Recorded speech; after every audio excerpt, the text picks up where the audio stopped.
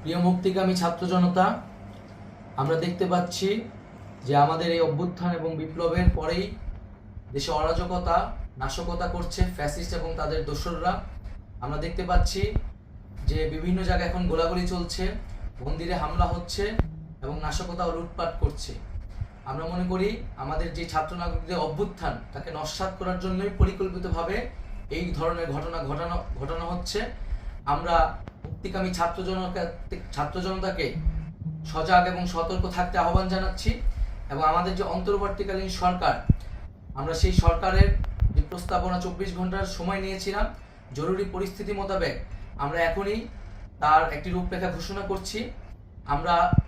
আমরা সিদ্ধান্ত নিয়েছি যে সর্বজন গ্রহণযোগ্য আন্তর্জাতিক খ্যাতিসম্পন্ন নোবেল পুরস্কার বিজয়ী ডক্টর মোহাম্মদ ইউনূসকে প্রধান উপদেষ্টা করে অন্তর্বর্তীকালীন সরকার গঠন করা হবে এবং ডক্টর মোহাম্মদ ইউনূসের সাথেও আমাদের কথা হয়েছে।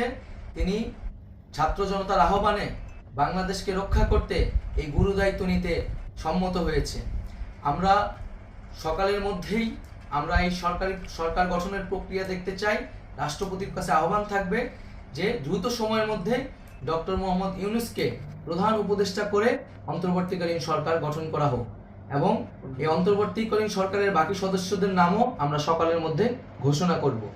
প্রিয় বন্ধুগণ, দেশে যে অরাজকতা চলছে, মানুষের জীবনের নিরাপত্তাহীনতা চলছে, সেজন্য আমরা রাষ্ট্রপতির কাছে আহ্বান জানাচ্ছি দেশে আইন শৃঙ্খলা পরিবেশ ফিরিয়ে আনার জন্য দ্রুত সময়ের মধ্যে কার্যকর ব্যবস্থা নিতে হবে এবং আইন শৃঙ্খলা বাহিনীকে সহযোগিতা করার জন্য মুক্তিকামী ছাত্র জনতাও রাজপথে থাকবে এবং অন্তর্বর্তীকালীন সরকার গঠন না হওয়া পর্যন্ত মুক্তিকামী ছাত্র জনতাকে রাজপথে থেকে তাদের যে অভ্যুত্থান, সেই অভ্যুত্থানকে রক্ষা করতে হবে।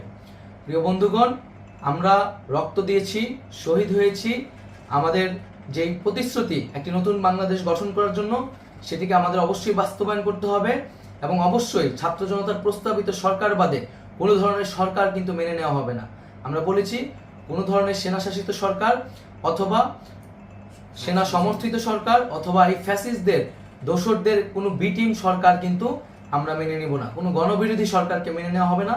ছাত্র জনতার অভ্যুত্থানকারী যে প্রস্তাবিত সরকার, অন্তর্বর্তীকালীন সরকার, যেটা আমরা সিদ্ধান্ত উপনীত হয়েছি ডক্টর মোহাম্মদ ইউনূসকে প্রধান উপদেষ্টা করে এই সরকার গঠন করা হবে, সেই সরকারকেই বাস্তবায়ন করতে হবে অবিলম্বে।